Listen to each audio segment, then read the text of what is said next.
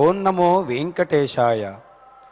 శ్రీమతే భూవరాహాయ నమః కృత్స్నావసుంధరా ఉద్ధృతాయేన పాతాళాత్ వాసార్థం సర్వదేహినాం. వరాహ రూపమును ధరించి సర్వ ప్రాణులు నివసించుటకై పాతాళము నుండి భూమిని ఉద్ధరించిన శ్రీమన్నారాయణునకు నమస్కారము అని భూనాథుడైనటువంటి శ్రీ వెంకటేశ్వర స్వామి వారిని నమస్కరిస్తూ నేటి గరుడ పురాణ ప్రవచన కార్యక్రమాన్ని గణపతి ప్రార్థనాది శ్లోకాలను మనందరం కలిసి పఠించి ప్రారంభించుకుందాం. శ్రీ గణపతి ప్రార్థనా. మాతామహమహాశైలం మహస్తదపితామహం కారణం జగతాం వందే కంఠాదు పరివారణం. శ్రీ గురు ప్రార్థనా. అఖండమండలాకారం వ్యాప్తం యేన చరాచరం తత్పదం దర్శితం యేన తస్మై శ్రీ గురవే నమః. శ్రీనివాస ప్రార్థనా. శేషాద్రిశిఖరరత్నం త్రిభువన దురితాంధకారమార్తాండం భక్తజన పారిజాతం వందే శ్రీ వెంకటేశమఖిలేశం. శ్రీ విష్ణు ప్రార్థనా. ధర్మదృఢబద్ధమూలః నిగమస్కందః పురాణశాఖాఢ్యః క్రతుకుసుమః మోక్షఫలః మధుసూదన పాదపోజయతి.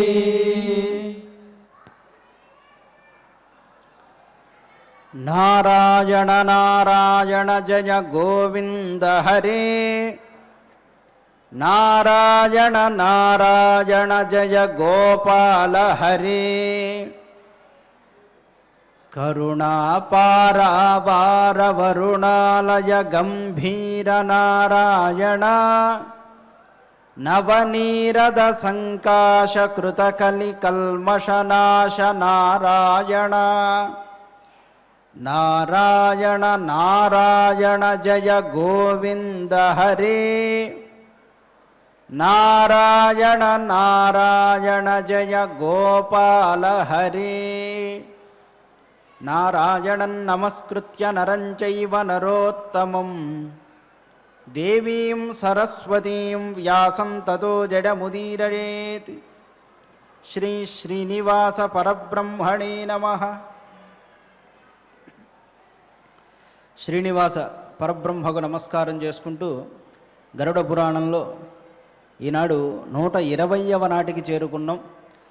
33వ అధ్యాయం నుంచి ఈనాడు ప్రవచనం చెప్పుకోవలసి ఉన్నది. ఇంతవరకు కూడా చాలా విషయములను అనగా దాన సంబంధమైన విషయములను ఎక్కువగా ప్రస్తావించారు వ్యాసుల వారు.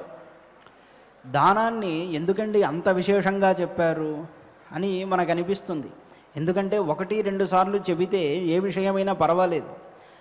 చెబుతున్న విషయమే ఒక 10 సార్లు వచ్చిందనుకోండి, ఎందువల్ల ఇన్నిసార్లు చెప్తున్నారనే సంశయం మనకు కలగడం సహజం. ఎందుకంటే మరణించిన వ్యక్తికి దానం తప్ప ఇంకో స్నేహితుడు లేడు అని ధర్మశాస్త్ర వచనం. విద్యామిత్రం ప్రవాసేషు జాయామిత్రం గృహేషు చ ఆతురస్య భిషంమిత్రం దానం మిత్రం మరిష్యతః అన్నారు. అనగా మనకి ఎవరూ లేనటువంటి విదేశాలకు వెళ్ళిపోయినప్పుడు మనలో ఉన్న విద్య మనకి స్నేహితుడిగా ఉంటుంది. విద్యామిత్రం ప్రవాసేషు భార్యామిత్రం గృహేషు చ. ఇంటి యందు భార్యడే స్నేహితురాలు అన్నారు. అనగా గృహకృత్యముల యందు జీవితమునందు భార్య స్నేహితురాలు. అలాగే ఆతురస్య భిషంమిత్రం, రోగికి స్నేహితుడు ఎవరు అంటే వైద్యుడే. దానం మిత్రం మరిష్యతః, మరి మరణించిన వాడికి మరణకాలం ఆసన్నమైన వాడికి తాను గుర్తు తెచ్చుకుని గనక దానం చేస్తే అదే మిత్రుడిగా తర్వాత కాలమునందు అతడికి ఉపయోగపడుతుందన్నారు. దానం మిత్రం మరిష్యతః, మరణాసన్నమైన వ్యక్తికి దానమేనయ్యా స్నేహితుడు, మరణించిన వాడికి తోడొచ్చేది అదే. కనుకనే ఈ దాన విధి గురించి అంతలాగా చెప్పడం. ముందు చెప్పినటువంటి మూడిటి యందు కాసింత మార్పు ఉండవచ్చు. అంటే విదేశాల్లో విద్య పని చెయ్యొచ్చు, చెయ్యకపోవచ్చు, భార్య స్నేహితురాలుగా ఉండవచ్చు, ఉండకపోవచ్చు, రోగికి వైద్యుడు ఒక్కొక్కసారి ఉపయోగపడచ్చు, ఉపయోగపడకపోవచ్చు. కానీ దానం విషయంలో మాత్రం అలా అనడానికి వీల్లేదు. అది ఖచ్చితమైనది. దానం మిత్రం మరిష్యత అంతే.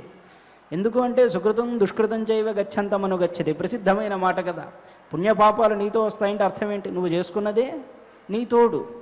అలాగని స్నేహితుల్ని నీ చుట్టూ ఉన్న వాళ్ళని నిందింపమని అర్థం కాదు. వారు అంతవరకే రాగలరు, భూమి మీద ఉన్నంత వరకు తోడు, ఆ పైన దానమే కదా. అందువల్లనే అంత విశేషంగా దానాన్ని చెప్పారు. పైగా దానికి ఒక విధానము, దశదానాలని, మహాదానాలని, షోడశ మహాదానాలని, అలా నానా విధములుగా పరికల్పన చేయడం జరిగింది. ఏదో ఒక విధిని అనుసరించి శ్రద్ధగా ఒకటైనా చేస్తారు కదా అని అన్ని కోణముల నుంచి కూడా చెబుతూ ఉంటారు. ఇక 33వ అధ్యాయంలో విశేషించి యమలోక వర్ణనము, చిత్రగుప్తుడు చేసేటువంటి పని, వీటి గురించి కొంత చెప్పడం జరుగుతూ ఉన్నది. గరుత్మంతుడు అంటున్నాడు, ఉత్పత్తి లక్షణం జంతోహో కథితం మడిపుత్రకే యమలోక కిరణ్మాత్ర త్రైలోక్యే సచరాచరే. ఉత్పత్తి లక్షణం జంతోహో ఉత్పత్తి లక్షణం కథితం.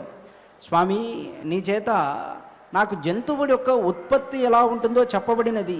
అనగా జీవుడు ఎలా జన్మిస్తాడు, గర్భమునందు ఎట్టి దుఃఖమును అనుభవిస్తాడు, పంచభూతముల యొక్క అంశములు అతని యందు ఎలా ఉన్నాయి, అతడు ఎలా సంసారంలో చిక్కుకుంటాడు, పాపాత్ముడైతే ఎలా కష్టపడతాడు, పుణ్యాత్ముడైతే ఎలా ఉంటాడు, అతన్ని ఉద్ధరింపజేయడానికి మనం ఏ విధంగా కృత్యాలు చెయ్యాలి, ఈ అంశాలన్నీ కూడా ఇంతకుముందు అధ్యాయాల్లో చాలా విపులంగా మనం మాట్లాడుకున్నాం. ఇదంతా కూడా నీ చేత నాకు చెప్పబడినది. ఎలాగూ మరిపుత్రకే, పుత్ర సమానుడునైన నాడెందు దడితో నీవు చెప్పావు. యమలోక కిరణ్మాత్ర త్రైలోక్యే సచరాచరే.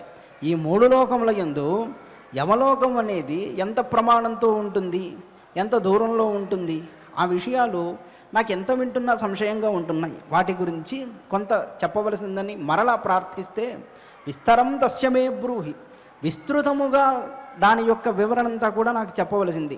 అధ్వాచైవ క్రియాన్ స్మృత, దాని మార్గం ఎలా ఉంటుందో చెప్పు అనగానే, కైశ్చ పాపై కృతైర్దేవ. ఇంకా ప్రశ్న కొనసాగిస్తున్నారు. కైశ్చ పాపై కృతైర్దేవ కేనవా శుభకర్మణ.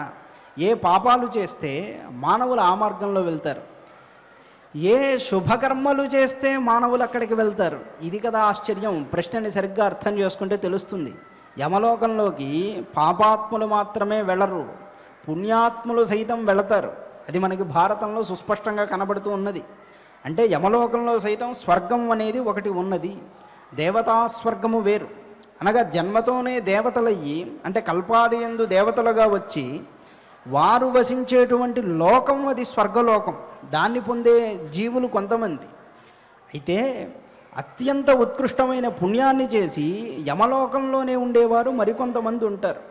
యమ మార్గాన్ని కూడా దాటి వెళ్ళిపోయేవాడికి యమధర్మరాజు నమస్కరిస్తాడు. అయ్యా, మీరు చాలా గొప్పవారు, మీరు పై లోకములకు వెళ్ళవలసి ఉందని యమధర్మరాజు చెప్పిన తర్వాతే వారు వారి పయనాన్ని సాగిస్తారు అన్నారు. యమధర్మరాజు పుణ్యాన్ని పాపాన్ని రెండింటినీ కూడా గమనిస్తూ ఉంటాడు.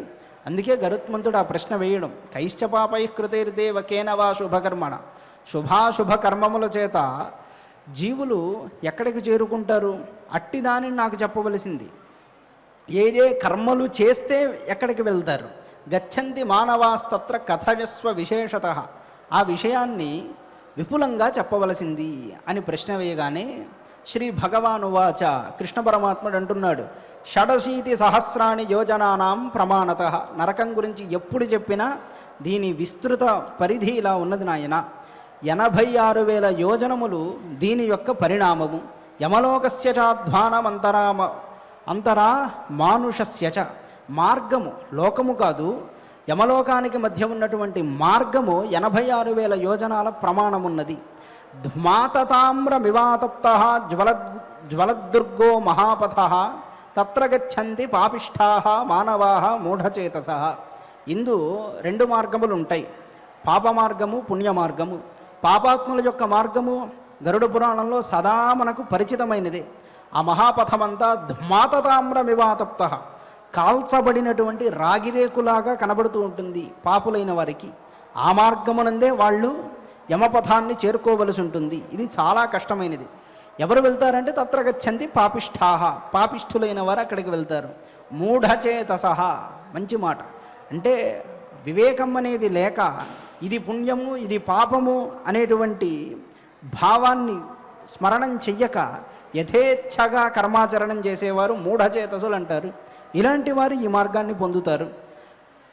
కంటకాశ్చ సుతీక్ష్ణావై వివిధాః ఘోరదర్శనాః తైస్తువాలు క్షితిర్వ్యాప్త హుతాశశ్చ తథోల్బణః. ఈ మార్గంలో జీవుల్ని తీసుకువెళ్ళేటప్పుడు యమభటులు నానా విధములుగా హింస పెడుతూ అతి భయంకరంగా దర్శనమిస్తూ ఉంటారు. ఘోర దర్శనాః. మార్గం ఎలా ఉంటుంది? తీక్ష్ణమైనటువంటి ముళ్ళు కలిగి ఉంటాయి. ఆ మార్గంలో ఈడ్చుకు వెళ్ళబడుతూ ఉంటారు. అగ్ని కూడా గట్టిగా రగులుతూ ఉంటుంది. అక్కడ ధ్వనిస్తూ ఉంటుందట. అంటే అగ్ని మండుతూ ఉంటే ఒక విధమైనటువంటి శబ్దం వస్తూ ఉంటుంది. అలాంటి చోట వెళ్తారు. వృక్షఛాయా నతత్రాస్తి యత్ర విశ్రమతే నరః గృహీత కాలపాశైశ్చకృతై కర్మభిరుల్బణై. ఎక్కడైనా విశ్రాంతి తీసుకోవాలంటే ఏమాత్రము అతడికి అనుకూలం అనేది ఉండదు. అలాంటి మార్గం అది. అలాంటి చోట కనీసం వృక్షఛాయానతత్ర, చెట్టు నీడ కూడా కనపడదు. అలాంటి సందర్భాల్లో కాలపాశాలతో బంధించి ఈడ్చుకుని వెళ్ళిపోతూ ఉంటారు. కర్మభిరుల్బణై, అనగా భయంకరమైన కర్మల చేత వాళ్ళని అనగా జీవులని భయపెడుతూనే ఉంటారు యమభటులు. తస్మిన్ మార్గే నచాన్నాద్యం ఏన ప్రాణాన్ ప్రపోషడేత్. ఎవడైనా అన్నాదులతో ప్రాణాన్ని పోషించుకోవాలని చూస్తే అక్కడ వాడికి కాసింతైనా కూడా అన్నం అనేది దొరకదయ్యా. ఆ లోకం యొక్క లక్షణం అలా ఉంటుంది. నా జలం దృశ్యతే తత్ర, కించిత్తు జలమైనను కనబడదు. తృషా ఏన విలీడతే, అనగా ఆశతో ఎక్కడైనా చూసినప్పటికీ కూడా ఎక్కడ కూడా దాహంతోనే ఉండడం తప్ప జలం కనబడదని చెప్తున్నారు. క్షుధయా పీడితోడాతి తృష్ణడాచ మహాపథే శీతేన కంపతే క్వాపి యమమార్గే అతి దుర్గమే. అతి దుర్గమే యమమార్గే. అతి భయంకరమైన యమమార్గమనందు చలితో వణికిపోవడం, ఆకలితో పీడింపబడడం, దాహంతో పీడింపబడము, ఇలాంటి లక్షణములన్నీ కూడా, దాహముతో బాధింపబడడం, ఈ లక్షణాలన్నీ ఉంటూ ఉంటాయి. యద్యస్య యాదృశం పాపం స పంథాస్తస్య తాదృశ. ఎవడి యొక్క పాపము ఏ విధముగా ఉన్నదో అలాంటి వాడి యొక్క మార్గము ఆ విధముగా ఉంటుంది అన్నాడు. అంటే అందరికీ ఒకే మార్గం కాదన్నది సుస్పష్టమే. పాపముల యందు సైతము తరతమ భేదముల చేత మార్గముల యందు సైతం అలాంటి భేదములు కలుగుతూ ఉంటాయి. సుదీనాః కృపణాః మూఢాః దుఃఖైర్వ్యాప్తాస్తరంతితం. కృపణులు, దీనులు, మూఢులు, దుఃఖం వ్యాప్త సంతప్తులై వారందరూ కూడా ముందుకు వెళుతూ ఉంటారు. రుదంతి దారుణం కేచిత్, విపరీతంగా దుఃఖిస్తూ ఉంటారు కొంతమంది. కేచిత్ ద్రోహం వదంతి చ, బ్రతికున్నప్పుడు వాడికి వీడికి నేను అనేకమైన ద్రోహాలు చేశాను కదా, ఆ ఫలితాన్ని అనుభవించడానికే ఇప్పుడు ఇక్కడ ఉన్నాను అని పదే పదే భావన చేస్తూ ఉంటాడు. అందుకే కృష్ణుడు కూడా ఒక మాట అంటాడు, అత్యంత పాపం చేసిన వాడికి మనం ఇచ్చే జలాంజలులు కానీ పిండాదులు కానీ అందవు అని ఒక మాట చెప్తాడు. విపరీతంగా పాపం చేసిన వాడి విషయంలో మనం చేయగలిగింది ఏమీ లేదు. అలాంటి పరిస్థితి ఒకటి ఉంటుంది. రుదంతి దారుణం కేచిత్ ద్రోహం వదంతి చ ఆత్మకర్మ కృతైర్దోషై పచ్యమానా ముహుర్ముహు. ఆత్మకర్మ కృతైర్దోషై, తాను చేసిన దోషముల చేత పదే పదే బాధింపబడుతున్నవాడై దుఃఖిస్తూ అలా ఉండిపోతాడు. ఈ దృగ్విధ సవైపంథ విజ్ఞేయ దారుణ ఖగా వితృష్ణాలే నరాలోకే సుఖం తస్మిన్ వ్రజంతితే. ఈ విధంగా యమమార్గం అనేది భయంకరంగా ఉంటుందని తెలుసుకో. ఈ విషయం కేవలం గరుడ పురాణమునందు మాత్రమే చెబితే మనం ఏదో ఒక్క పురాణంలో చెప్పాడని అనుకోవచ్చు. దాదాపుగా 18 పురాణముల యందు కూడా యమమార్గాన్ని స్మరణం చేయడం అనేది జరుగుతుంది. పురాణాల్లో మీరు పరిశీలిస్తే వర్ణాశ్రమ ధర్మం అనేది ప్రతి పురాణంలో కనబడుతుంది. ఇక దడ, ధర్మము మొదలైన గుణాలను గురించి చెప్పడము కనబడుతుంది.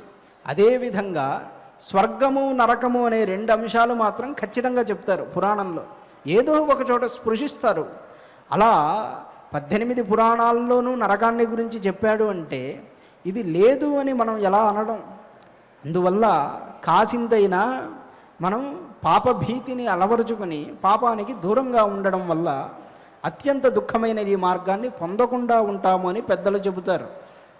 యాని యాని చ దానాని దత్తాని భువి మానవై తాని తాన్యుపతిష్టంతి యమలోకే పురఃపథి. ఈదృగ్విధా సవై పంథా విజ్ఞేయ దారుణ ఖగా వితృష్ణాడే నరాలోకే సుఖం తస్మిన్ వ్రజంతి తే. ఎవడు ఆశను విడిచిపెడతాడో వాడు సుఖంగా ఉంటాడు. చివరికి చెప్పిన మాట అదియే. పాపానికి మూలం ఏమిటి అంటే చాలామంది తన యొక్క స్థితినే అని అనుకుంటారు. అంటే ఏదో ఒక పరిస్థితి వస్తుంది, దాన్ని దాటడానికి పాపం చేస్తాడని అనుకుంటాం. అది నిజం కాదట. మనిషి అసలు పాప మార్గంలో వెళ్ళడానికి ప్రధానమైన కారణం వాడి యొక్క ఆశ. ఈ ఆశని ధర్మబద్ధంగా తీర్చుకోవాలనే గుణం రాక పాప మార్గంలో దాన్ని తీర్చుకోవాలని తీవ్రంగా తపిస్తూ ఉంటాడు. ఆ కారణం చేతనే పదే పదే పాపాచరణం చేస్తూ ఉంటాడు. ఈ ఒక్క కారణం చేతనే అత్యంత అధమ స్థితికి వెళ్ళిపోతాడు ఆ జీవుడు. కనుక ఆశ అనేది కూడదు అన్నారు. ఆశ కూడదంటే దురాశ కూడదు. ఆశని తీర్చుకోవడానికి తప్పుద్రోవ పట్టవద్దు అని ఉపదేశము. యాని యాని చ దానాని దత్తాని భువి మానవై తాని తాన్యుపతిష్టంతి యమలోకే పురఃపథి. ఒక్క మారైనా తన గురించి తాను ఎప్పుడు చింతన చేసుకుంటూ ఉండాలి. అలా చెయ్యకపోతే తన గురించి వేరేవాడు చింతించడానికి అవకాశం అనేది ఉండదు. ఇంతకు ముందున్నట్టు దానం మిత్రం మరిష్యత అన్నం. మరణించిన వాడికి దానమే కదా స్నేహితుడు. కనుక ఆ మాటను గుర్తు చేస్తూ ఒక మాట అంటాడు, భూమి యందు తనను ఉద్దేశించి జీవుడు ఏ దానకర్మం చేసుకుంటాడో అది యమ మార్గంలో తనకంటే ముందుగా ఉండి ఆ ఫలితాలు ఇస్తాయి. అనగా ఛత్రదానం చేయడం, పాదుకా దానం చేయడం, గోదానం చేయడం, భూహిరణ్యాదులు దానం చేయడం, ఇవి యథాశక్తిగా చేసుకున్నప్పుడు వైతరణి అనేది రాగానే గోదానం చేసినటువంటి పుణ్యం ఎదురుగా ఉంటుంది. యమ మార్గంలో నడుస్తూ వెళ్ళేటప్పుడు పాదుకలు దానం చేసిన పుణ్యం ఉంటుంది. ఎండ చేత తీవ్రంగా బాధింపబడుతూ ఉన్నప్పుడు ఛత్రదానం చేసినటువంటి పుణ్యం కాపాడుతూ ఉంటుంది. దాహాదులు వేసినప్పుడు మనం ఎవరికి అన్నం పెట్టామో, ఎవరికి నీళ్ళు ఇచ్చామో ఆ పుణ్యాలన్నీ మనల్ని కాపాడుతూ ఉంటాయి. కనుక మనల్ని ఉద్దేశించి మనము కాసింతైనా ఈ పుణ్యాలు చేయవలసి ఉన్నది. పూర్తిగా దేవతా స్వరూపాన్ని పొందుతామో లేదో, భక్తులం అవుతామో లేదో, మోక్ష మార్గానికి వెళతామో లేదో, కనీసం తిరిగి మళ్ళీ మంచి మనిషిగా రావడానికైనా కాసింత పుణ్యాన్ని నిశ్చయంగా చేయవలసింది అని చెబుతారు. కనుక తాన్యుపతిష్టంతి యమలోకే పురఃపథి. ఈ దానాలన్నీ కూడా తిరిగి మనకే సంప్రాప్తమవుతాడు గనుక, అనగా దాన ఫలములు మనల్ని చేరుతాడు గనుక ఇవన్నీ ఒక్కసారైనా ఆచరణం చెయ్యాలి. పాపినః నోపతిష్టంతి దాహశ్రాద్ధ జలాంజలి భ్రమంతి వాడుభూతాస్తే ఏ క్షుద్రాః పాపకర్మిణః. ఎవడైతే పాపిష్ఠివాడో, క్షుద్రుడో, పాపకర్మ రతుడో అలాంటి వాడికి అగ్నిదాహం చేసినా, అనగా శాస్త్రోక్తంగా దాహవిధి చేసినా, శ్రాద్ధ విధి జరిపించినా, జలాంజలులు ఇచ్చినా అవన్నీ వారికి చేరతాడనేటువంటి నమ్మకం లేదు అంటారు. అందుకే పతితంచ పరిత్యజేత్ అంటాడు కదా ఒక చోట. పతితుడిని విడిచిపెట్టాలంటాడు. పతితుడు అంటే కూడనటువంటి కర్మను చేసినటువంటి వాడు. గోవుని హత్య చేయడము, లేకపోతే అరణ్యాదులను నాశనం చేయడం, అత్యంత సాధుపురుషుల్ని హింస పెట్టడం, వధ చెయ్యడం, ఇవన్నీ చేసిన వాడిని పతితుడు అంటారు. ఇలాంటివి ఉన్నప్పుడు, అనగా వాడి బ్రతికున్నంతకాలం ఏ ప్రాయశ్చిత్తం చేసుకోకుండా, తాను సత్కర్మాచరణం చెయ్యకుండా అధర్మ మార్గంలోనే ఉంటే వాడిని మనలో కలుపుకున్నందుకు కూడా మనకు పాపం వస్తుంది అంటారు. అలాంటి వాడి చేత ముందు ప్రాయశ్చిత్తం చేయించి, అంటే బ్రతికుండగానే చేయించి మనలో కలుపుకోవాలి అన్నారు. ఆ తర్వాత కర్మాచరణం అతనికి ఉపయోగపడుతుంది. లేకపోతే మనం ఎంత చేసినప్పటికీ అతడికి అందదు అని ధర్మశాస్త్రం యొక్క ఉపదేశం.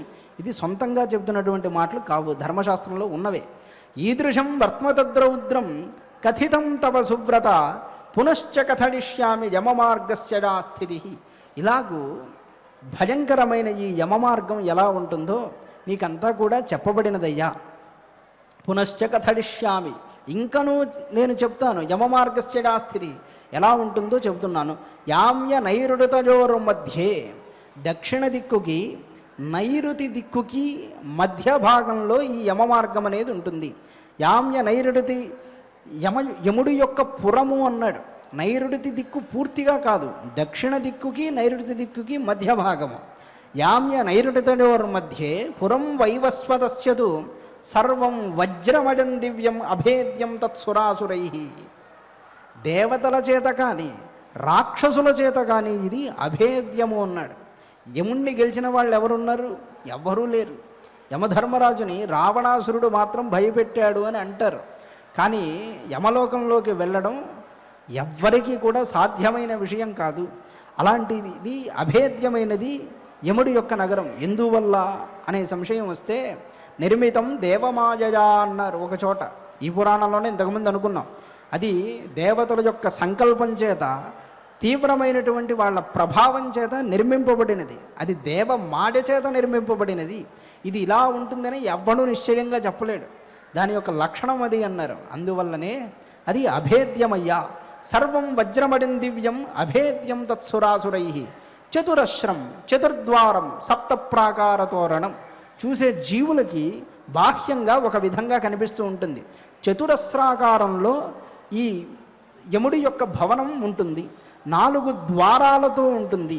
7 ప్రాకార తోరణాలు ఉంటుంది. మనం శ్రీరంగంలో పరిశీలిస్తే ఒక్కొక్క ప్రాకారం మనకి నేటికి చూడవచ్చు.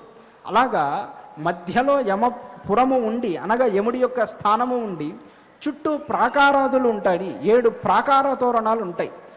అక్కడ దూతలతో ఉన్నవాడై యముడే స్వయంగా ఉంటాడు. చతురస్రం చతుర్ద్వారం సప్త ప్రాకార తోరణం స్వయం తిష్టతి వయ్యస్యాం యమోదూతై సమన్విత. యోజనానాం సహస్రం వై ప్రమాణే సతదుచ్యతే. 1000 యోజనముల యొక్క ప్రమాణము ఉన్నట్లుగా అది చెప్పబడినది. సర్వరత్నమడం దివ్యం విద్యుజ్వాలార్క తేజసం. ఆ భవనాలన్నీ ఎలా ఉంటాయని వర్ణన. ప్రతి చోట దివ్యములైన రత్నములు ఉంటాయి.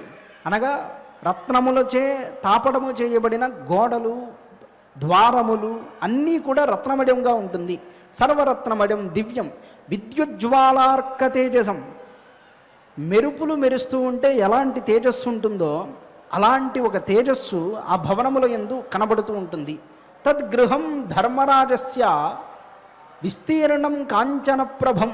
అలాగే ధర్మరాజు యొక్క భవనం, అనగా ముందున్నటువంటి ప్రాకారాలన్నీ ఈ తేజస్సుతో ఉంటే, లోపల ఉన్నటువంటి ధర్మరాజు యొక్క భవనం బంగారం వర్ణంలో మెరుస్తూ ఉంటుంది. యోజనానాం 500 ప్రమాణేన సముచ్ఛ్రితం. దాని విస్తీర్ణము 500 యోజనాల ప్రమాణం అన్నారు. అనగా ముందు యమపురం యొక్క ప్రమాణం చెప్పారు. యమపురం యొక్క ప్రమాణము 1000 యోజనములు. యోజనం అంటే 10.5 మైలు కదా. 1000 యోజనములు యమపురం అయితే అందులో 500 యోజనాలు యమధర్మరాజు యొక్క భవనం.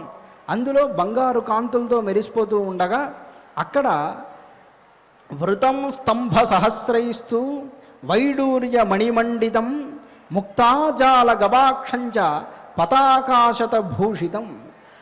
ఆ భవనం ఎలా ఉంటూ ఉన్నది అని చెబుతున్నాడు. 7 స్తంభాలపై ఆ భవనం నిలబెట్టబడి ఉంటున్నది.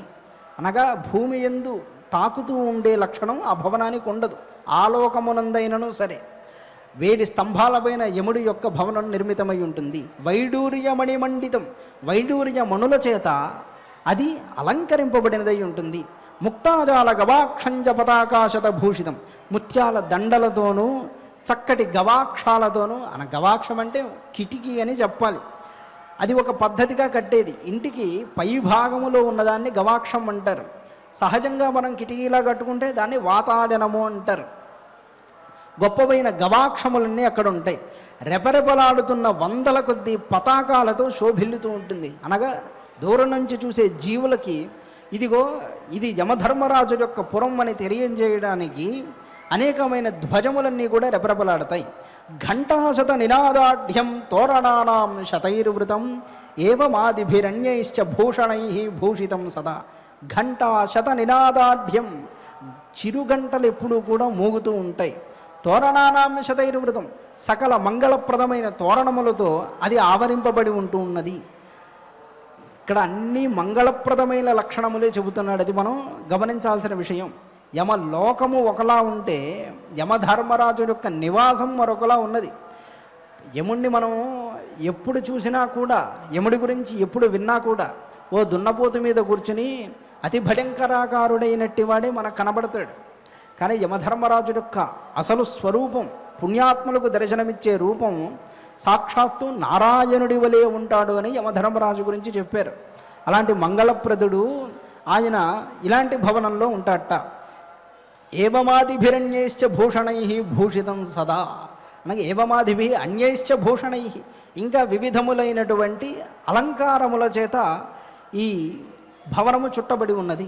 తత్రస్థ భగవాన్ ధర్మ, అక్కడ సాక్షాత్తు ధర్మరాజు ఆసనేతు సమే శుభే, ఆసనమునందు శుభప్రదమైన ఆసనమునందు కూర్చునుంటాడు. దశయోజన విస్తీర్ణే నీలజీమూత సన్నిభే, ఆ ఆసనం యొక్క విస్తృతి ఎంత ఉంటున్నది అనగా 10 యోజనముల విస్తీర్ణముగా ఉంటూ ఉన్నది. యమధర్మరాజు యొక్క ఆసనమే, ఆసనము అంటే అర్థము యమధర్మరాజు యొక్క సభ అని మనం భావన చేయవచ్చు. ఆ సభనే దశయోజన విస్తీర్ణమై ఉన్నది. అక్కడ యముడుంటాడయ్యా. ఈయన ఎలాంటి వాడు? ధర్మజ్ఞ, యుక్తాయుక్త విచక్షణ కలిగిన వాడు, ధర్మమునందు రతి కలిగిన వాడు, ధర్మమును తెలిసినవాడు. ఈ లక్షణములన్నీ యమధర్మరాజుకు ఉంటాయి. ధర్మజ్ఞ, ధర్మశీలశ్చ, అందుకే ధర్మమునందు రతి కలిగిన వాడని చెప్పడం. ధర్మశీలశ్చ, అతని ప్రవర్తనంతా కూడా ధర్మబద్ధమై ఉంటుంది. ధర్మయుక్త, ధర్మముతో కూడిన వాడై ఉంటాడు. ఎవరయ్యా? M, ధర్మయుక్తో హితో M. యమః అంటే అందరు బాబుల్ని నిగ్రహించువాడు అని అర్థం కదా, యమించువాడు కనుక యముడు అన్నారు. కానీ ఆయన యొక్క లక్షణం అంతా పుణ్యప్రదమైనది. భడదహ పాపయుక్తానాం, తర్వాత చెప్పిన మాటలే. ఈ ముందు చెప్పిన లక్షణాలన్నీ పుణ్యాత్ముల విషయములో కనబడుతూ ఉంటాయి. పాపయుక్తులైన వాడికి భయమును కలిగించేవాడుగానే ఉంటాడు యముడు. భడదహ పాపయుక్తానాం ధార్మికాణం సుఖప్రద, ధర్మాత్ములకి సుఖమును కలిగించేవాడు. మంద మారుత సంయోగై ఉత్సవైర్వివిధైస్తథ, అక్కడ యమలోకంలో మందమారుత సంయోగై ఉత్సవై, పిల్లగాలి మెల్లగా వీస్తూ ఉండగా అనేకములైన ఉత్సవములతో ఉంటూ ఉంటే ఆనందంగా ఉంటాడు. వ్యాఖ్యానై వివిధైర్యుక్త శంఖవాదిత్ర నిస్వనై, నానావిధ వ్యాఖ్యాలతో కూడుకున్నవాడే, అనగా వేదశాస్త్రాదుల యొక్క విషయములన్నీ కూడా వింటూ ఉన్నవాడై అనేకమైన శంఖవాద్య ధ్వనుల చేత, మంగళమైన ధ్వనుల చేత కప్పబడిన వాడై ఆయన ఉంటాడు. కప్పబడిన వాడై అంటే వాటితో కూడిన వాడై ఉంటాడు. పురమధ్య ప్రవేశేతు చిత్రగుప్తస్య వై గృహం. ఇంతవరకు యమధర్మరాజు యొక్క గృహాన్ని గురించి, ఆ మహాత్ముడి యొక్క లక్షణముల గురించి వర్ణన చేశారు. ఇక చిత్రగుప్తుడి గురించి ఒక మాట చెప్తాడు. పురమధ్య ప్రవేశేతు, ఈ యమపురం మధ్య ప్రవేశ భాగంలో అక్కడే చిత్రగుప్తుడి భవనం కూడా ఉంటూ ఉన్నది. చిత్రగుప్తస్య వై గృహం 25 సంఖ్యానాం యోజనానాం సువిస్తరం, అది 25 యోజనాల విస్తీర్ణం ఉంటున్నది. దాని ఎత్తు 10 యోజనములు ఉంటున్నది. ఇది గొప్ప దివ్యమైనది. దశోచ్ఛ్రితం మహాదివ్యం లోహ ప్రాకార వేష్టితం. యమధర్మరాజు యొక్క గృహం ఎలా ఉంటుందంటే రత్నాల చేత పొదగబడిన గోడలు అన్నాడు. చిత్రగుప్తుడి యొక్క ఇల్లు లోహముల చేత నిర్మితమై ఉంటున్నది. లోహ ప్రాకార వేష్టితం, చుట్టూ ఉన్నటువంటి ప్రాకారములన్నీ లోహం చేత నిర్మింపబడినవి. ప్రతోలీశత సంచారం పతాకాశత శోభితం, అక్కడ ఎంతోమంది సంచారం చేస్తూ ఉంటారు. అంటే చిత్రగుప్తుడి దగ్గరకు వచ్చి ఆయన యొక్క దాసులు, ఇదిగో వీడి పాపం చేశాడు, వీడి పాపం చేశాడు, ఇతడు ఈ పుణ్యం చేశాడని చెబుతూ ఉంటారు. అవన్నీ కూడా చిత్రగుప్తుడు స్మరణం చేస్తాడు. ఎవరు చెప్తారు? శ్రవణులు అనే దేవతలు ఉన్నారని. ఆ శ్రవణులు అనే దేవతలే యముడి ముందు చిత్రగుప్తుడికి జీవుల యొక్క పాపపుణ్యాలని చెబుతూ ఉంటారనే అంశాలు మనం స్మరణం చేసుకున్నాం. అలాగా చిత్రగుప్తుడి దగ్గర వ్యవస్థ అంతా కూడా ఉన్నది. ఆ భవనము 100ల సంఖ్యలతో, ప్రతోళీశత సంచారం పతాకాశత శోభితం, 100ల సంఖ్యలో ఉన్న పతాకాలతో శోభిల్లుతూ ఉంటుంది. దీపికాశత సంకీర్ణం, దీపికాశత సంకీర్ణం అనగా దీపములన్నీ చక్కగా అలంకరింపబడి ఉంటాయి. గీతధ్వని సమాకులం, గీతాలాపములన్నీ అక్కడ వినిపిస్తూ ఉంటాయి. విచిత్ర చిత్రకుశలై చిత్రగుప్తస్య వై గృహం, చాలా అందముగాను గొప్ప గొప్ప రమ్యములైనటువంటి కళాఖండములతోనూ చిత్రగుప్తుడి యొక్క గృహం ఉన్నది. మణిముక్తామడే దివ్యే ఆసనే పరమాద్భుతే, ఆయన యొక్క ఆసనాన్ని చెబుతూ మనుల చేత పొదగబడినది దివ్యమైనది అయినట్టి ఆసనము మీద ఈ మహానుభావుడు జీవుల యొక్క ఆయుర్దాయమును పుణ్యపాపములన్నిటినీ లెక్కబెడుతూ ఉంటాడు. తత్రస్థ గణడతి ఆయు మానుషేషు ఇతరేషు చ, ఇతరమైన ప్రాణుల యొక్క ఆయుష్ను కూడా ఈయనే లెక్క పెడుతూ ఉంటాడు. నముహ్యతి కదాచిత్ ససుకృతే దుష్కృతేపివ, నముహ్యతి కదాచిత్ ససుకృతే దుష్కృతేపివ. ఇతడు ఎప్పుడు కూడా మోహమును పొందే లక్షణం ఉన్నవాడు కాదు. అంటే ఆయుష్ను లెక్కించడంలో పొరపాటు పడడం అనేది ఉండదు. ప్రభువు ఈ జీవుడి ఆయుష్ను నేను మరచి తిని అని మనం సినిమాల్లో చూసినట్టు ఉండదు. చిత్రగుప్తుడికి అలాంటి మోహం అనేదే కలగదయ్యా. ఆయన ఏ జీవుడి యందు పక్షపాతంతో కానీ వైరంతో కానీ స్నేహంతో కానీ ధర్మమును తప్పడు. అది చిత్రగుప్తుడి యొక్క లక్షణం. అందుకే నముహ్యతి కదాచిత్ సహా, ఒకానొకప్పుడైనను అతడు మోహాన్ని పొందడు. దేని యందు సుకృతే దుష్కృతేపివ, పుణ్యమునందైనా పాపమునందైనా, లేదు పుణ్యాత్ముడినందైనా పాపాత్ముడినందైనా, యద్ ఏనోపార్జితం యావత్ తావద్వై వేత్తి తస్య తత్, ఎవడు దేనిని ఆర్జించాడో అదంతా కూడా అతడికి చక్కగా తెలుసు. దశాష్టదోషరహితం, ఆయన రాసేటప్పుడు 18 దోషాలు లేకుండా రాస్తాడట. చిత్రగుప్తుడి లేఖనం అంటే అలా ఉంటుంది. భ్రమ, ప్రమాదము, పక్షపాతము, ఆలస్యము, శీఘ్రము, ఇలాగా 18 దోషములు. ఈ 18 దోషములు కూడా రాసేటప్పుడు చిత్రగుప్తుడికి ఉండవు. దశాష్టదోషరహితం కృతకర్మ లిఖత్యసౌ చిత్రగుప్తాలడాత్ ప్రాచ్యాం జ్వరస్యాస్తి మహాగృహం. ఈ చిత్రగుప్తుడి దగ్గర అనేకమైన రోగదేవతల యొక్క గృహములన్నీ ఉంటాయి. ఇది మనం గమనించాల్సిన అంశం. ఒక మనిషిని భూమి మీద నుంచి తీసుకువెళ్ళిపోవడానికి సహజంగా దేవతలకు ఆయుధం ఏమిటి అంటే రోగమే కదా. అది అందరికీ తెలిసిన విషయం. రోగం ఊరకే వస్తుందా? చేసిన పాపానికి ఫలితంగానే వస్తుంది. కనుకనే చిత్రగుప్తుడి ఆదేశానుసారము, చిత్రగుప్తుడి శాసనం అంటే యమశాసనమే, ఆ యొక్క ఆదేశానుసారము ప్రతి ఒక్క జీవుడిని రోగములు ఆవహిస్తూ ఉంటాయి. ఈ రోగములన్నీ ఏ విధముగా ఆయా లోకముల్లో ఉంటాయో చెబుతాడు. చిత్రగుప్తాలడాత్ ప్రాచ్యాం, చిత్రగుప్తుడి యొక్క ఇంటికి తూర్పుగా జ్వరుని యొక్క మహాగృహం ఉంటుంది. అందుకే ఒక వైద్యుడు అంటాడు ఒక మాట, నాకు జ్వరం అనే ఒక్క మహారోగాన్ని ఇవ్వండి, నేను అన్ని రోగాల్ని తగ్గించేస్తానంటాడు. దాని అర్థం ఏంటంటే జ్వరం ఉండగా ఇంకో రోగం రాదు, ఇంకో రోగం రాదంటే ఇదే అతిపెద్ద రోగం అంటాడు. ఇలాంటి జ్వరాలు నానా విధమైనటువంటి రూపాలతో ఉంటాయి.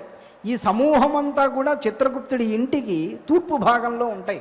చిత్రగుప్తాలడాత్ ప్రాచ్యాం జ్వరస్యాస్తి మహాగృహం, అతడి గృహం ఎట్లిదనగా మహాగృహమయ్యా, అందరినీ ఏడిపించడానికే ఆయన అక్కడ ఉంటాడు. దక్షిణే చాపి శూలస్య లతా విస్ఫోటకస్య చ, దక్షిణంలో శూలుడు అనబడే ఆయన గృహం ఉంటుంది. వాస్తవానికి శూలం అంటే కడుపు నొప్పి అని అర్థం. ఉదర సంబంధమైన వ్యాధుల చేత బాధింపజేయగలిగేటువంటి రోగశక్తులు ఇవన్నీ కూడా. లతా విస్ఫోటకస్య అనగా లత అంటే మెరుపు తీగలు, విస్ఫోటనం, ప్రాకృతికమైన ప్రళయమును సృష్టించగలిగే శక్తులు, ఇవన్నీ కూడా దక్షిణముఖంగా ఉంటూ ఉంటాయి. పశ్చిమే కాలపాశస్య అజీర్ణస్య అరుచేస్తథ, పశ్చిమ దిక్కునందు కాలపాశస్య, కాలపాశం అనేది ఒకటి ఉన్నది. పశ్చిమాన కాలపాశుడి యొక్క గృహము, అజీర్ణస్య అరుచేస్తథ, అజీర్ణము అరుచి అనే 2 భవనాలు ఉంటాయి. ఇవి జీవులని మృత్యువు ఆసన్నమైనప్పుడు కానీ, అతడు విపరీతమైన దుఃఖాన్ని అనుభవించాలి అనే కర్మ ఉన్నప్పుడు కానీ వచ్చి ఒక్కసారిగా ఆవహిస్తూ ఉంటాయి.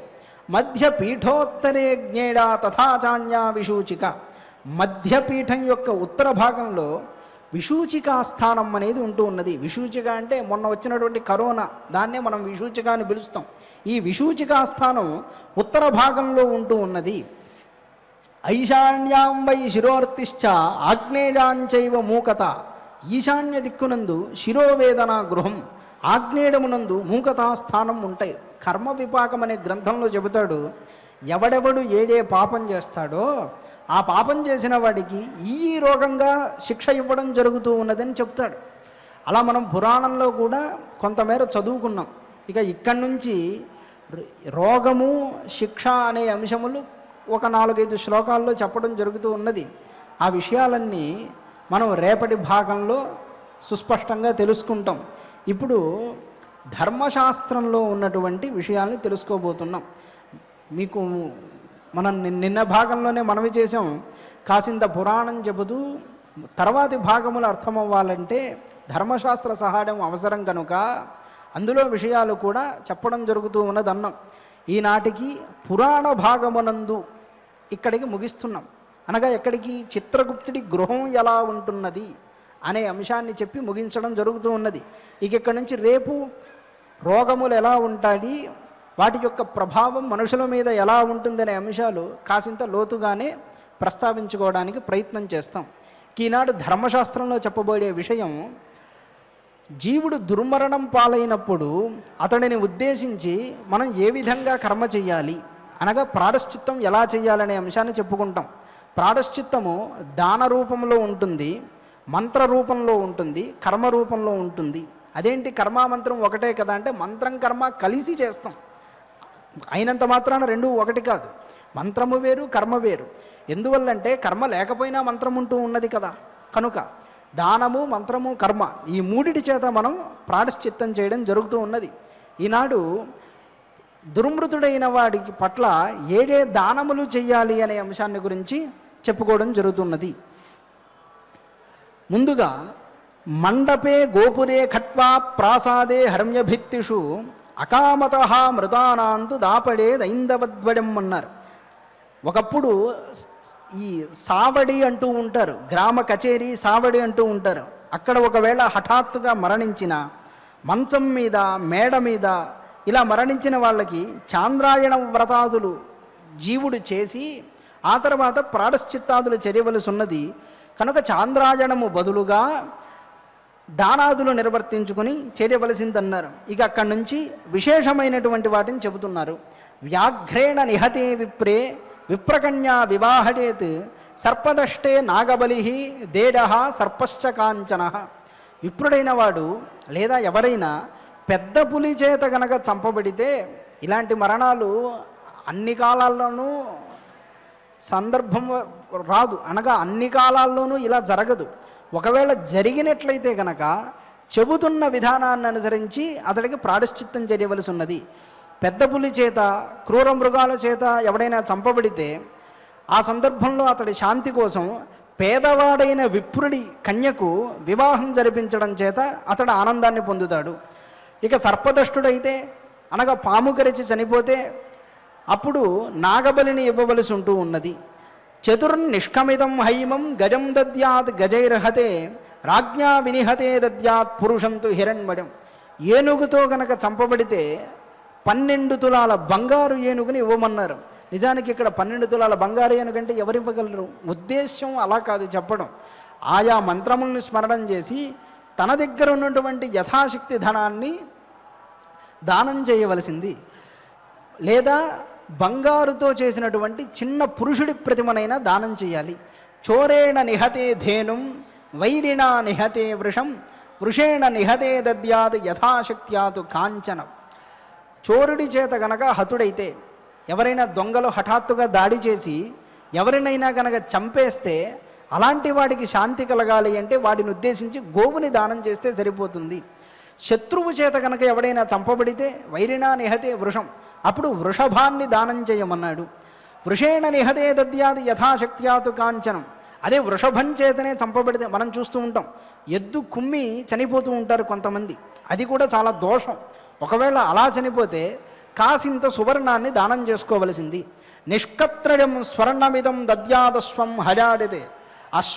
అశ్వము మొదలైన వాటి చేత చంపబడితే బంగారంతో చిన్న గుర్రం యొక్క ప్రతిమను దానం చేసి శాంతి చేయవలసింది. ఈనాడు వెండితో అలాంటి దానాలు చేస్తున్నారు. అనగా అశ్వదానం అనగానే వెండితో తయారైన ఒక గుర్రం బొమ్మని దానం చేసే పద్ధతి ఉన్నది. చేయవచ్చుగాక వాటి యందు కొంత సువర్ణ స్పర్శ ఉంటే చేసేటువంటి దానానికి సాఫల్యం చేకూరుతుంది. శునాహతే క్షేత్రపాలం స్థాపయే నిజశక్తిత. కుక్కలు కరిచి కొంతమంది చనిపోతూ ఉంటారు. ఆ సందర్భంలో కాలభైరవుణ్ణి స్థాపించాలి అన్నారు. కాలభైరవ పూజ చేసి కాలభైరవుణ్ణి స్థాపిస్తే అప్పుడు అతడికి శాంతి కలుగుతుంది. సూకరేణ హతే దద్యాన్మహిషం దక్షిణాన్వితం. ఒకవేళ పందిచే చంపబడినట్లయితే గోధుమల్ని దానం ఇవ్వాలి. పంది, దున్నపోతు వీటి చేత చంపబడినట్లయితే గోధుమల్ని దానం ఇవ్వడం చేత శాంతి కలుగుతుంది. వృక్షం వృక్షహతే దద్యాత్. చెట్టు విరిగి మీద పడిపోయింది అనుకోండి, అలా చచ్చిపోయిన మనిషికి చిన్న బంగారు రేకు పైన ఒక వృక్షం యొక్క ప్రతిమను గీసి ఆ చిన్న రేకును దానం చేసుకోవచ్చు. వాస్తవానికి చెప్పిన విధంగా చెట్టు బొమ్మనివ్వలేం కదా, బంగారంతో ఒక వృక్షాన్ని తయారు చేసి ఇవ్వలేం కనుక అందుకు ప్రతినిధిగా దీన్ని దానం చేయవచ్చు. వృక్షం వృక్షహతే దద్యాత్ సౌవర్ణం వస్త్ర సంయుతం. వస్త్రాన్ని చుట్టి ఇమ్మంటున్నారు. శృంగిణా నిహతే దద్యాత్ వృషభం వస్త్ర సంయుతం. ఒకవేళ కొమ్ములు గల జంతువుల చేత చంపబడితే గనక వస్త్రంతో ఉన్నటువంటి వృషభాన్ని దానం చేయాలి. శకటేన హతే దద్యాత్ ద్రవ్యం సోపస్కరాన్వితం భృగుపాత మృతే చేవ ప్రదద్యాత్ ధాన్య పర్వతం. ఒక బండి మీద నుంచి పడిపోయి వ్యక్తి మరణించినప్పుడు ఉప్పు, చింతపండు మొదలైన చిన్న చిన్న సంభారాలు దానం చేసుకుంటే అతడికి అక్కడికి ప్రాయశ్చిత్తం అవుతుంది. నిజానికి ఇందులో చెప్తున్నటువంటి విషయాలు అంత చెయ్యరానివి కావు. ఒక ఆయన అంటారు, ప్రతిరోజు యమలోకం గురించి దానాల గురించి చెప్పి తెగ హింస పెడుతున్నాడు అన్నాడు ఒక ఆయన. హింస తప్పించడానికి చెప్తున్న విషయాలు ఇవి, ఆయనకి అవి హింస కాదు. ఏం చెప్తాం? యముడి యొక్క హింస అంతా ఇంత ఉండదు. యమలోకంలో ఒక చోట చెప్తాడు, జీవుడట ఈ ఆకలి దప్పులతో చాలా వేదన పడుతూ యమదూతలు అతడి యొక్క శరీరాన్ని ఖండిస్తే ఆ ఖండించగా పడిపోయిన తన అవయవాలని తానే ఆకలితో భుజించేంత దుర్గతి ఉంటుందట. తన దేహం తెగిపోతే దాన్ని తీసుకుని తాను తింటూ ఉంటాడు. అంటే ఎంత వేదన కలుగుతూ ఉంటుంది. ఆ యమయాతనలు పోగొట్టడం కోసం ఇది నాయన ఈ దానం చేసుకుంటే ఇలా ఉంటుంది అని కాసింత ఎక్కువే చెబుతారు. 100 సార్లు చెప్పగా ఒక్కసారైనా చేస్తారు కదా అని పెద్దవాళ్ళ యొక్క అభిప్రాయం. పైగా వీటిని వినడానికి కూడా వీటికో శక్తి ఉంది అంటున్నారు. కేవలం ఎంటర్టైన్మెంట్కి లేదా కొత్త విషయాల కోసమే కాదు, ఇది ఒక శ్రవణ మాహాత్మ్యంతో కూడినది. అనగా శ్రవణం చేతనే పుణ్యాన్ని ఇచ్చేది. అది మర్చిపోయి కేవలం ఏదో ఉంది కదా పురాణం, చాలా అడ్వెంచర్ ఎక్కువగా ఉంటుంది ఇందులో అనే భావంతో వింటే ఉపయోగం అనేది ఉండదు. అది గుర్తుపెట్టుకోవాలి. శకటేన హతే దద్యాద్రవ్యం సోపస్కరాన్వితం భృగుపాత మృతే చేవ ప్రదద్యా ధ్యాన పర్వతం. పర్వతం మీద నుంచి పడిపోయాడు ఒక వ్యక్తి. అలా చనిపోతే ధాన్యపు రాశిని అతన్ని ఉద్దేశించి దానం ఇవ్వవలసి ఉంటుంది. అగ్నినా నిహతే కార్యం ఉదపానం స్వశక్తిత. అగ్నినా నిహతే కార్యమనగా అగ్నియందు మృతి చెందితే, అగ్ని చేత అంటే తనకు తాను తగలబెట్టుకుని చనిపోయిన వ్యక్తి ఉంటారు. అలాంటి వ్యక్తులకి అంత తొందరగా శాంతి అనేది కలగదు. మనం నారాయణ బలి చేయవచ్చు, ఇంకా ఇతరమైన కృత్యాలు చేస్తాం.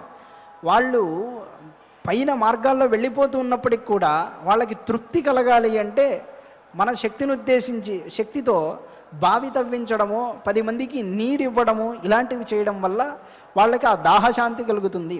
దారుణా నిహతే చేయవ కర్తవ్యా సదనే సభ.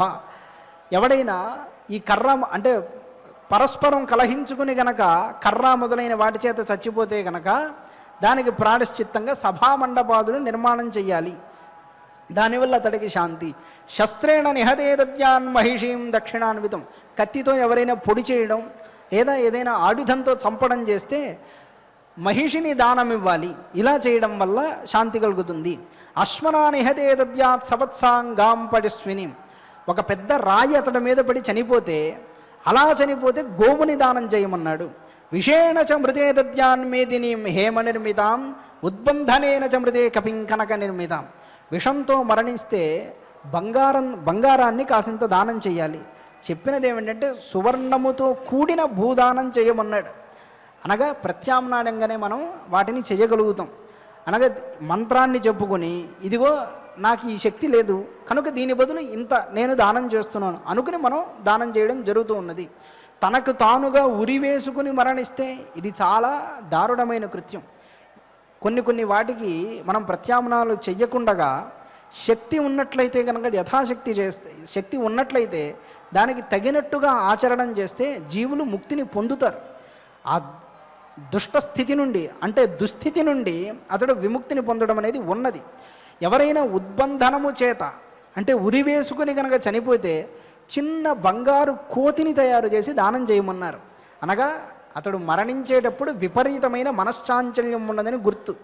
ఆ చాంచల్య దోషం అతడికి నివృత్తి అయ్యి దేవతాదులంతా సంతుష్టి పొంది ఉత్తర జన్మములు బాగుంటాయి.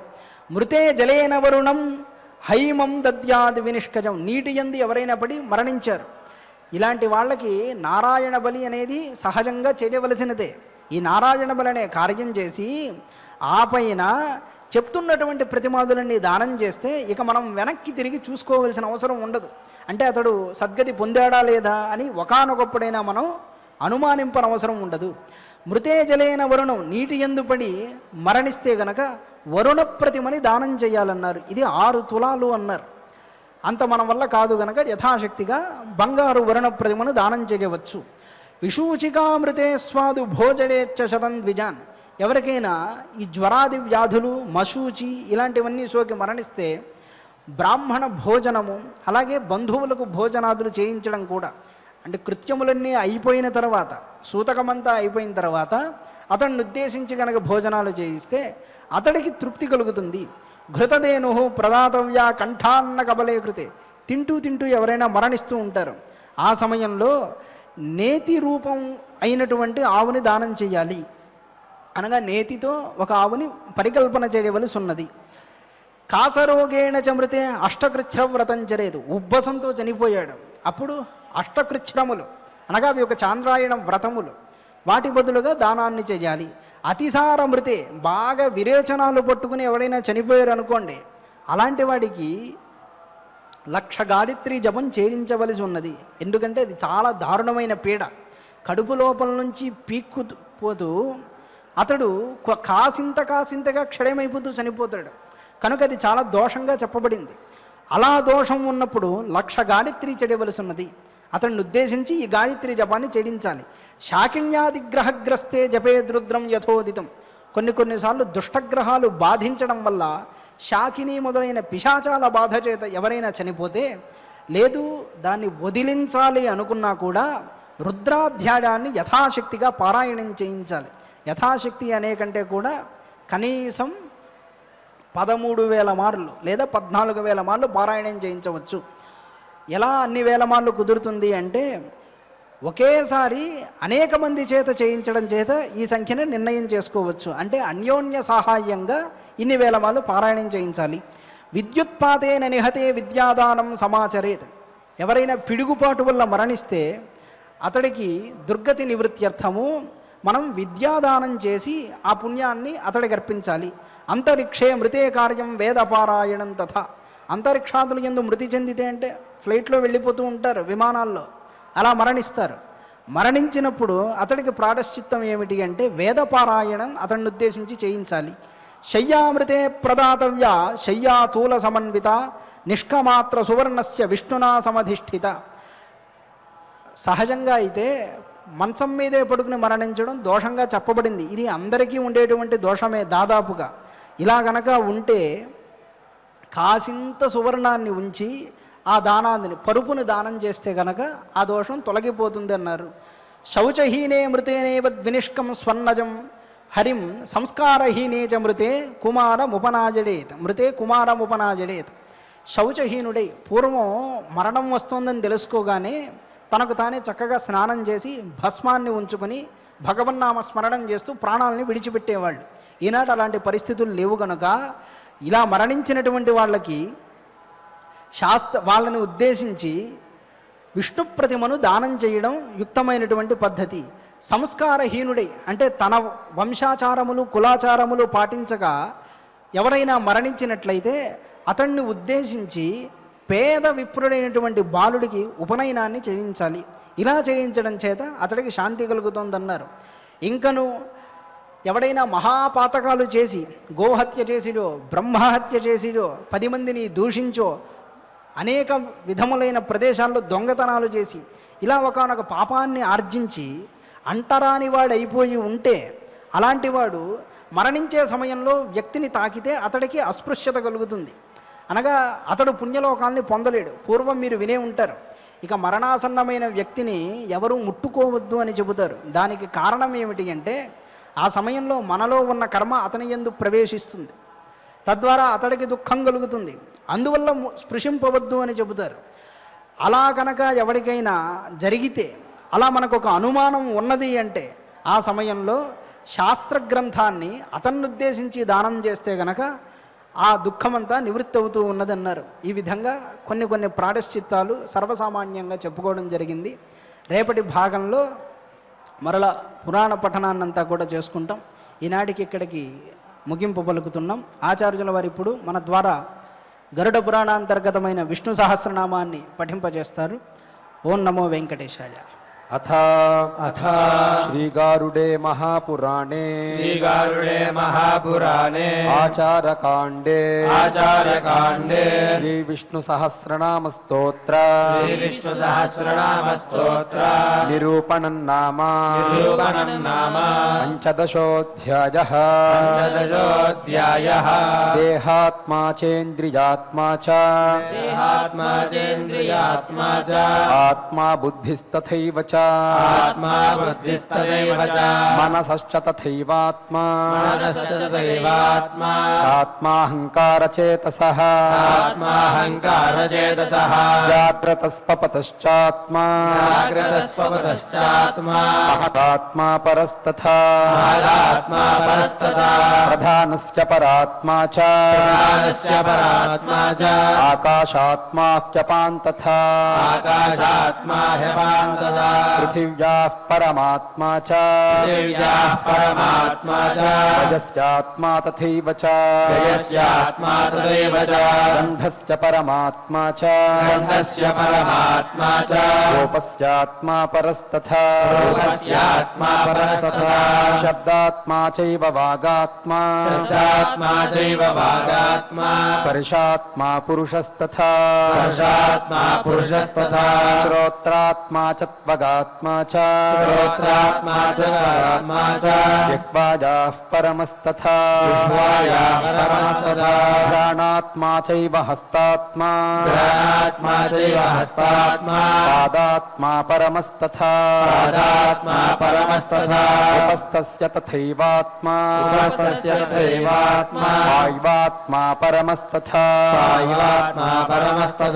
ఇంద్రాత్మా చైవ బ్రహ్మాత్మా రుద్రాత్మా చ మనోస్తథా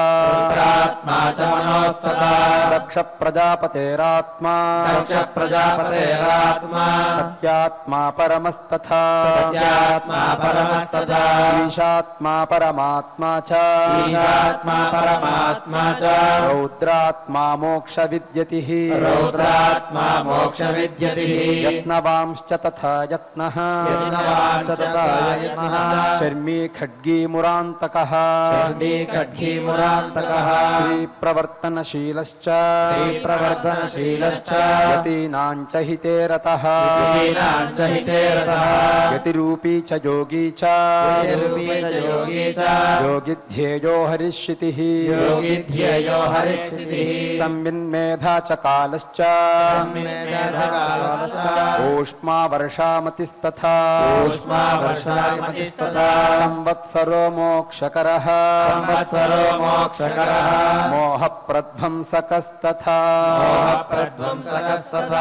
ఇతి శ్రీగారుడే మహాపురాణే ఆచారకాండే